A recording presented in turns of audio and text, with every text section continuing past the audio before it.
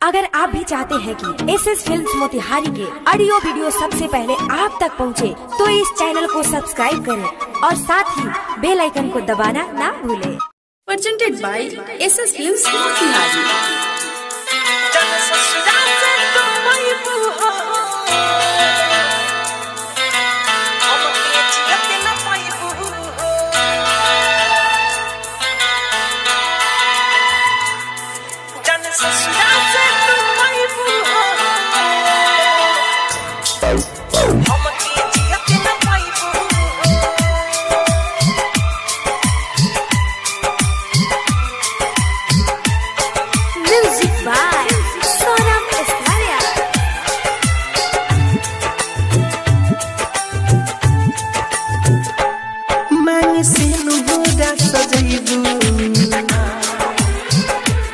घरे पिया हवा के जइबू मांग से बुरा सजइबू घरे पिया हवा के जइबू रानी जियते मोइबू जाने ससुरा से तू आइबू हमके जियते न पाइबू जाने ससुरा से तू आइबू हमके जियते न पाइबू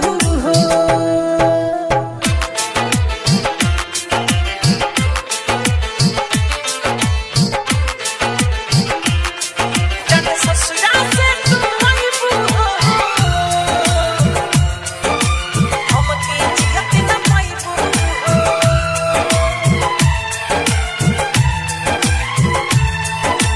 पल भर में बचपन के साथ छूटल हंसत खेलत दुनिया हमारा लूटल कैले रहलू झूठो कसम वादा समझे न पवनी तोहरो हम इरादा प्यार तू ही तो सिखवलू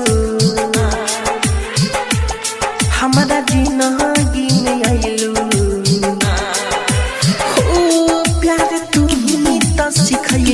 हमारा जिंदगी में आइलू दूरी हमारा से भइलू जाने ससुरा से तू आइबू हमके जियते न पाइबू जाने ससुरा से तू आइबू हमके जियते न पाइबू हमके जियते न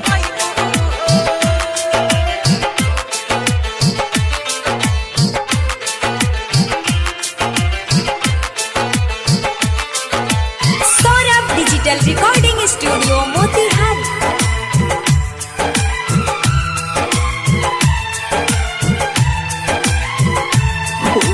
कौके जानू हमसे बेवफाई दूसरा संगे कैलू तू सहगाई राइटर अजित कैसे जी पाई जान सौरभेश्वरियानु जहर पीही मिठू मारा सल्लू रोई जब विदाई तुहारे हुई मिठू मारा सल्लू रोई जब विदाई तुहारे हुई रानी ठीक नहीं कैलू जाने ससुरा से तू आइबू